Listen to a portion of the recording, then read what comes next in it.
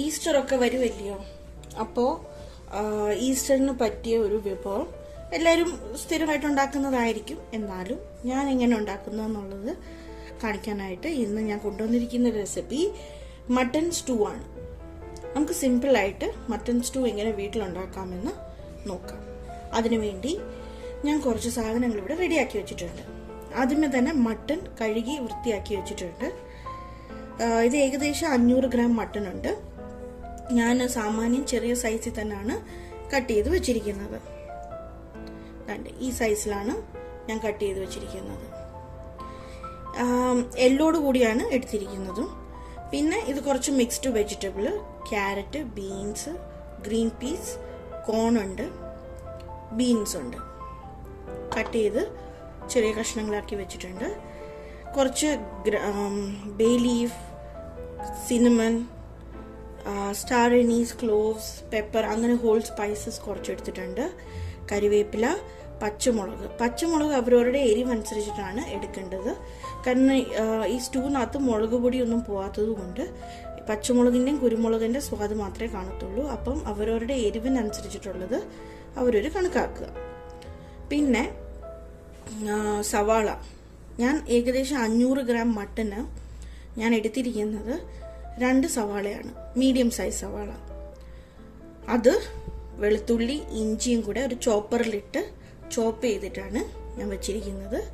പിന്നെ ഒരു കിഴങ്ങെടുത്തിട്ടുണ്ട് നമുക്ക് കറിക്ക് കൊഴുപ്പ് കൂട്ടാനായിട്ട്. പിന്നെ തേങ്ങാപ്പാൽ, ഇത് 1-ാം പാല്, അത് 2-ാം പാല് എടുത്തിട്ടുണ്ട്.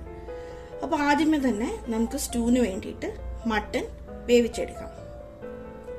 അതിനുവേണ്ടി ഒരു കുക്കറിൽ ഞാൻ ഇച്ചിരി ഉപ്പ്, കുരുമുളക്, ഒരു ലേശം മഞ്ഞൾപ്പൊടിയും കൂടി ഇട്ടിട്ട് ഇത് വേവിച്ചെടുക്കും.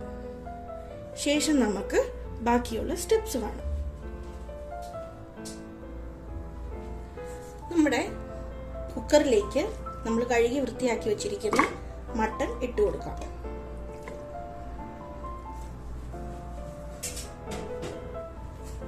അതിലേക്ക് ഉപ്പും കുരുമുളകും കൂടെ ചേർക്കാം. മട്ടന് വേണ്ടിയിട്ടുള്ള ഉപ്പ് മാത്രമേ ഞാൻ ഇടുന്നുള്ളൂ, കറിക്കുള്ള ഉപ്പ് ഇടുന്നില്ല.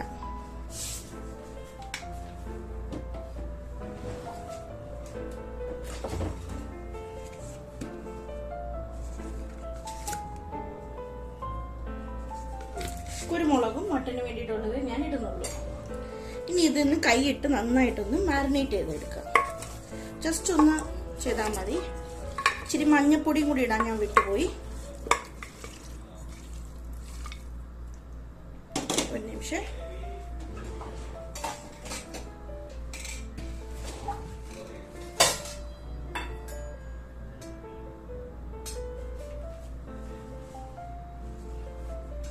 ഇച്ചിരി മഞ്ഞപ്പൊടിയും കൂടി ഇട്ടിട്ടുണ്ട്.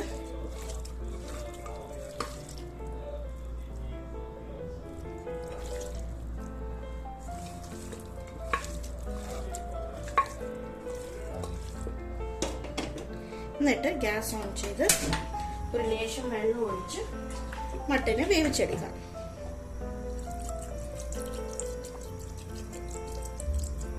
ഇച്ചിരി ഏറെ വെള്ളം ഒഴിച്ചാലും നമുക്ക് കുഴപ്പമില്ല. കാരണം നമുക്ക് ഇതേ വെള്ളം സ്റ്റൂ ആയിട്ട്, മട്ടന്റെ സ്റ്റോക്കായിട്ട് ഉപയോഗിക്കാൻ പറ്റും. ഇനി ഇതൊന്ന് അടച്ചു വെക്കാം.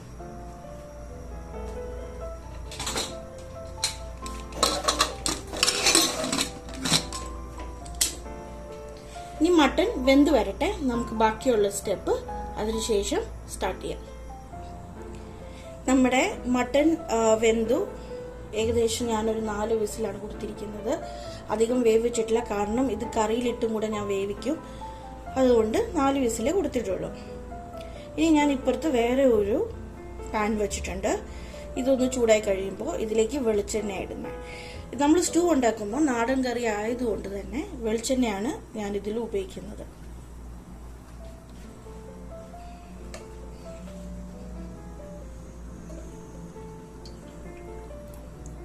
ഞാൻ ഏകദേശം ഒരു 3 ടേബിൾ സ്പൂൺ, വലിയ ടേബിൾ സ്പൂൺ വെളിച്ചെണ്ണ തന്നെ ഒഴിച്ചിട്ടുണ്ട്. നമ്മൾ സ്റ്റൂ ഉണ്ടാക്കുമ്പം പിശിക്കരുത്, അതുപോലെ അത്യാവശ്യത്തിന് നമുക്ക് വെളിച്ചെണ്ണ തന്നെ വേണം.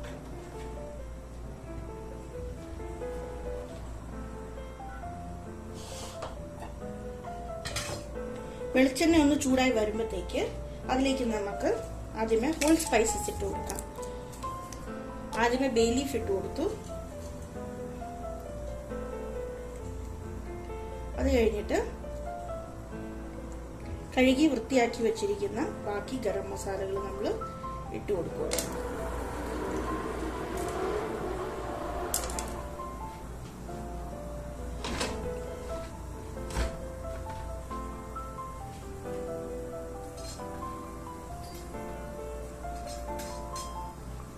അത് ഒന്ന് ചൂടായി വരുമ്പോഴത്തേക്ക് അതിലേക്ക് കടുകിട്ട് ശേഷം സവാളയാണ് ഞാൻ ആദ്യം ഇട്ട് കൊടുക്കുന്നത്. കടുക് പൊട്ടിയിട്ട് സവാള ഇട്ട് കൊടുത്തു. കുറച്ച് കരിവേപ്പില കൂടെ ഞാൻ കഴിച്ചു. മുഴുവൻ ഇട്ടിട്ടില്ല, കുറച്ച് മാത്രമേ ഇട്ടിട്ടുള്ളൂ.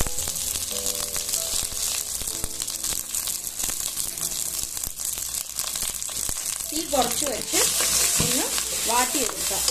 നമ്മൾ സ്റ്റൂ ഉണ്ടാക്കുമ്പോൾ സാധാരണ കറികളെ പോലെ നല്ലതുപോലെ വെന്ത് വരണ്ട, ജസ്റ്റ് ഒന്ന് വാടി വന്നാൽ മതി.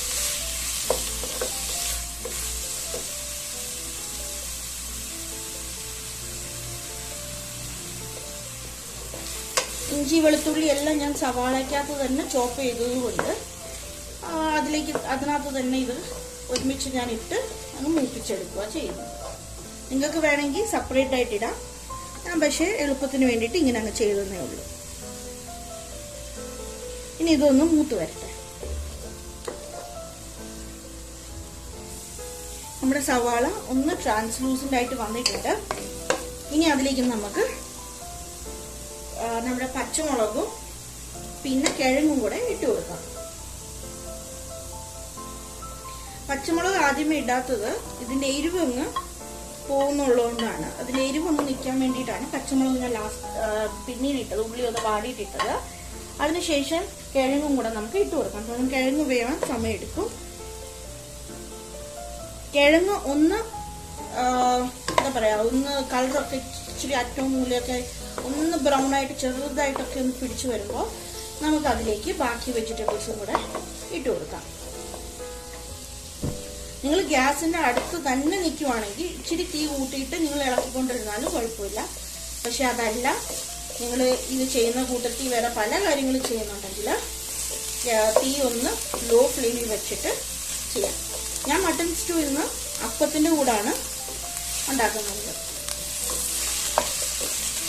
അപ്പത്തിന്റെ റെസിപ്പി, അപ്പം ഉണ്ടാക്കുന്നതിന്റെ റെസിപ്പി, മരി അരയ്ക്കുന്നതിന്റെ ഒക്കെ നമ്മൾ ഓൾറെഡി നമ്മുടെ ചാനലിൽ ഇട്ടിട്ടുണ്ട്. നിങ്ങൾക്ക് കണ്ടു നോക്കാം. ഇനി നമ്മുടെ കിഴങ്ങ് ഒന്ന് വാടി വരട്ടെ. നമ്മുടെ സവാളയും പിന്നെ ബാക്കി ഇട്ടിരിക്കുന്ന ഇൻഗ്രീഡിയൻസ് എല്ലാം കൂടെ നല്ലതുപോലെ ഒന്ന് മിക്സ് ആയിട്ട് വന്നിട്ടുണ്ട്. ഈ സമയത്ത് ഞാൻ കുറച്ച്, അതായത് ഒരു 75% കുക്ക് ചെയ്ത് വെച്ചിരിക്കുന്ന മട്ടനും കൂടെ ഞാൻ ഇതിനകത്തോട്ട് ഇടുവാണ്. നിങ്ങൾക്ക് വേണമെങ്കിൽ ഈ സ്റ്റെപ്പ് അവോയ്ഡ് ചെയ്യാം. ഞാൻ ഇത് ഇടുന്നതെന്ന് പറഞ്ഞു കഴിഞ്ഞാൽ ആ മട്ടൻ്റെ ആ ഒരു ബോണൊക്കെ ഉള്ളത് കൊണ്ടും പ്ലസ് മട്ടനിലേക്ക് ഒരു ഇച്ചിരി എന്താ പറയുക കളർ കിട്ടാൻ വേണ്ടിയിട്ട്, ബ്രൗൺ കളർ കിട്ടാൻ, പോലത്തെ ഒരു കളർ കിട്ടാൻ വേണ്ടിയിട്ട് ഞാൻ ചെയ്യുന്നതാണ്.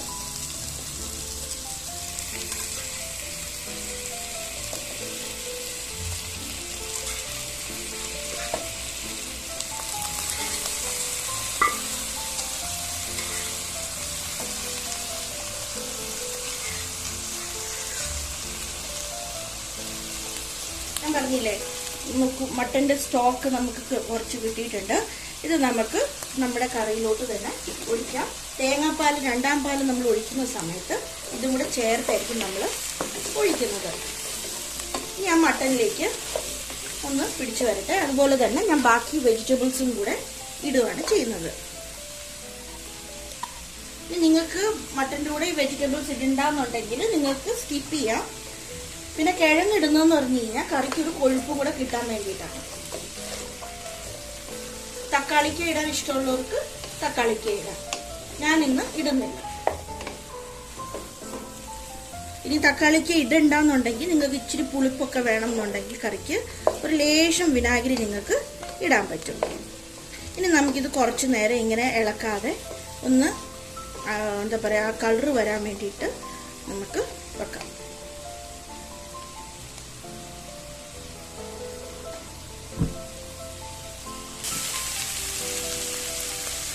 നമുക്കിനി ഇതൊന്ന് ഇളക്കി വെക്കാം. നമുക്ക് വേണ്ട ഒരു ചെറിയ ബ്രൗൺ ഇതൊക്കെ നമുക്ക് കിട്ടിയിട്ടുണ്ട്. നമ്മുടെ കിഴങ്ങിലാണെങ്കിലും മട്ടൻ കഷ്ണങ്ങളിലൊക്കെ ആണെങ്കിലും നമുക്ക് ആ ഒരു കളർ കിട്ടിയിട്ടുണ്ട്. ഈ സ്റ്റേജിൽ ഞാൻ ആദ്യമേ ഉപ്പിടുകയാണ്. മട്ടണിന് മാത്രമല്ല ഞാൻ ഉപ്പിട്ടിട്ടുള്ളൂ. ഇനിയിപ്പോൾ എന്നെ മറ്റു വെജിറ്റബിൾസിനും കൂടെ ചേർത്തുള്ള ഉപ്പ് ഞാൻ ഇടുവാണ്. ഉപ്പ് അവരവരുടെ സ്വാദനുസാരം ഇടാം. ആദ്യമേ ഇച്ചിരി കുറഞ്ഞു പോയാലും കുഴപ്പമില്ല, പിന്നീട് നമുക്ക് ഇടാൻ പറ്റും. പക്ഷെ കൂടി പോയി കഴിഞ്ഞ് കഴിഞ്ഞാൽ നമുക്കൊന്നും ചെയ്യാൻ പറ്റില്ല. നമ്മൾ മട്ടൻ്റെ സ്റ്റോക്കും ഇടുന്നുണ്ട്, അപ്പോൾ അതിനകത്ത് ഓൾറെഡി ഉപ്പുണ്ട്. അപ്പം ഞാൻ കുറച്ച് ഉപ്പേ കണക്കാക്കി ഇട്ടിട്ടുള്ളൂ. ഇനി നമുക്ക് ഇതിലേക്ക് ലേശം കുരുമുളക് പൊടിയും കൂടെ ഇട്ട് കൊടുക്കാം. അതും അവരവരുടെ എരിവ് അനുസരണം വേണം ഇടാൻ. ഞങ്ങൾക്ക് ഇവിടെ ഇച്ചിരി എരിവ് മുമ്പോട്ട് നിൽക്കണം എന്നുള്ളത് കൊണ്ടാണ് ഇച്ചിരി ഏറെ കുരുമുളക് പൊടി ഞാൻ ഇട്ടിരിക്കുന്നത്.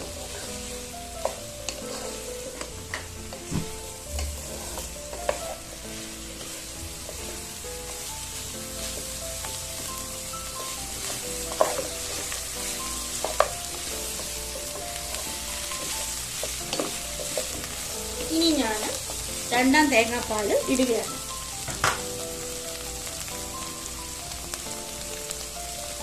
നിങ്ങൾക്ക് തേങ്ങ ചുരണ്ടി ചെറു ചൂടുവെള്ളത്തിൽ ഒന്ന് മിക്സിയിൽ കറക്കി എടുത്തു കഴിഞ്ഞാൽ പാല് കിട്ടും, തേങ്ങാപ്പാല് കിട്ടും. ഇനി അതല്ല എളുപ്പത്തിനാണെങ്കിൽ പൊടി കിട്ടും, തേങ്ങാപ്പാല് പൊടി. അതൊന്ന് വെള്ളത്തിൽ കലക്കിയാൽ മതി.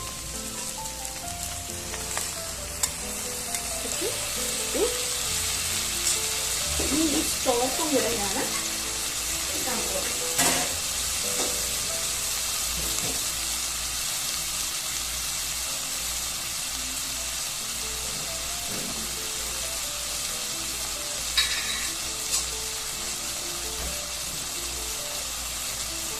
നമ്മുടെ ഈ സ്റ്റോക്കും കൂടെ നമുക്ക് നല്ല സ്റ്റോക്കാണ്.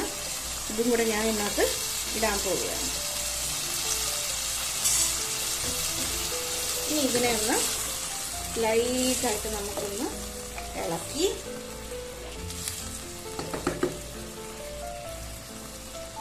തീ കുറച്ച് അടച്ചു വെച്ച് നമ്മുടെ വെജിറ്റബിൾസ് ഇട്ടിരിക്കുന്നതൊക്കെ നമുക്കിനി വേവിച്ചെടുക്കണം. അപ്പം 75% വേവിച്ച് വച്ചിരിക്കുന്ന മട്ടനും കൂടെ ഇതിനകത്ത് വെന്ത് വന്നോളും. തീ കുറച്ചു അടച്ചു വെച്ചു. ഇനി ഇതിവിടെ വെന്ത് വരട്ടെ. നമുക്ക് നമ്മുടെ മട്ടൻ സ്റ്റൂ വെന്തോ ഇല്ലയോ എന്ന് നോക്കാം. കിഴങ്ങ് വെന്തിട്ടുണ്ടെങ്കിൽ ബാക്കിയെല്ലാം വെന്തിട്ടുണ്ട്.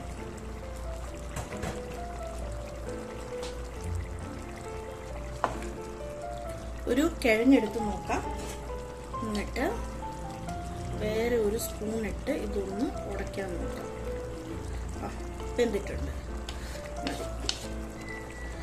നമ്മുടെ കിഴങ്ങ് വെന്തു. അതിനർത്ഥം ബാക്കിയുള്ള പച്ചക്കറികളും ഒക്കെ ഇതിനകത്ത് വെന്തിട്ടുണ്ട്. നമ്മുടെ മട്ടൺ ബാക്കി വേവാനുള്ളതും ആയി തന്നെ കാണും.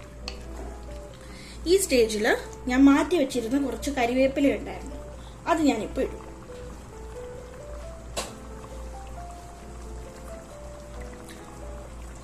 നിങ്ങൾക്ക് വേണമെങ്കിൽ ഈ സ്റ്റേജിൽ വിനാഗിരിയോ തക്കാളിക്കോ ഇടാം. പക്ഷെ ഞാൻ ഇത് രണ്ടും ഇന്ന് ഇടുന്നില്ല.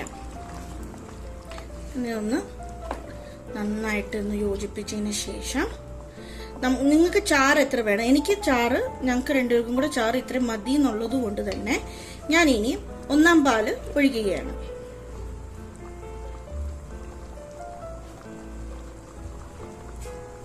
ആദ്യമേ ഉപ്പൊന്ന് നോക്കാം. ഉപ്പൊക്കെ പാകത്തിനുണ്ടോ?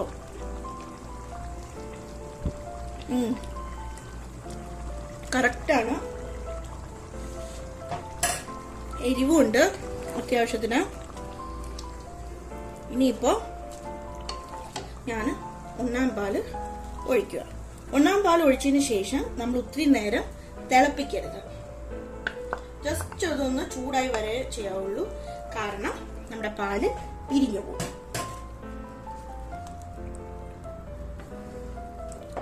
ജസ്റ്റ് ഒന്ന് യോജിപ്പിച്ചു.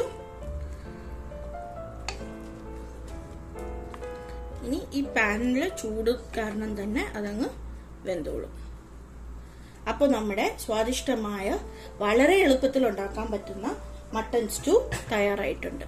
ഇനി ഞാൻ ഗ്യാസ് ഓഫ് ചെയ്യുവാണ്, എന്നിട്ട് അടച്ചു വെക്കും. അപ്പം ഞാൻ ചുട്ടു തുടങ്ങിയിട്ടുണ്ട്, ഞാൻ വിളമ്പുമ്പോൾ കാണിച്ചു തരാം. അങ്ങനെ നമ്മുടെ വളരെ എളുപ്പത്തിൽ ഉണ്ടാക്കാവുന്ന സ്വാദിഷ്ടമായ മട്ടൺ സ്റ്റൂ റെഡി ആയിട്ടുണ്ട്. ഞാൻ ഇന്ന് അപ്പത്തിൻ്റെ കൂടാണ് ഇത് കൊടുക്കുന്നത്. നിങ്ങൾക്ക് എളുപ്പത്തിന് 3 ട്രിക്ക് പറഞ്ഞു തരാം.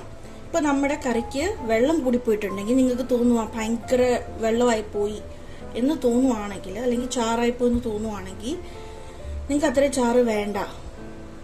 നിങ്ങൾക്ക് ബ്രെഡ് ക്രംസ് ഇടാം, അല്ലെങ്കിൽ ഒരു ഉരുളൻകിഴങ്ങ് പൊടിച്ച് അതിനകത്തോട്ടിട്ടാൽ ആ ചാറ് കുറുകും. ഇനി രണ്ടാമത്, നിങ്ങൾക്ക് ഉപ്പ് കൂടി അല്ലെങ്കിൽ പുളി കൂടി നിങ്ങൾക്ക് ബ്രെഡ് ക്രംസോ വീണ്ടും അല്ലെങ്കിൽ ഒരു ഉരുളൻകിഴങ്ങ് തന്നെ പൊടിച്ചിട്ട് കഴിഞ്ഞാൽ ഉരുളൻകിഴങ്ങിലേക്ക് ആ ഉപ്പും പുളിയും പിടിച്ച് നമ്മുടെ കറി കറക്റ്റ് ആവും. അല്ലെങ്കിൽ ബ്രെഡ് ക്രംസ് ഇട്ട് കഴിഞ്ഞാൽ ബ്രെഡിനകത്ത് നാച്ചുറലായിട്ടുള്ള ഷുഗർ കാരണം നമ്മുടെ കറിയിൽ ഉപ്പ് ഇച്ചിരി ബാലൻസ് ആവും, അതുപോലെ തന്നെ പുളിപ്പും ബാലൻസ് ആവും. അപ്പം ഈ ക്രിസ്മസ് കാലത്ത് എല്ലാവരും ഈ ഒരു ഡിഷ് ട്രൈ ചെയ്തിട്ട് നിങ്ങളുടെ അഭിപ്രായം നമ്മുടെ കമൻറ്റ് ബോക്സിൽ എഴുതണം. Thank you so much.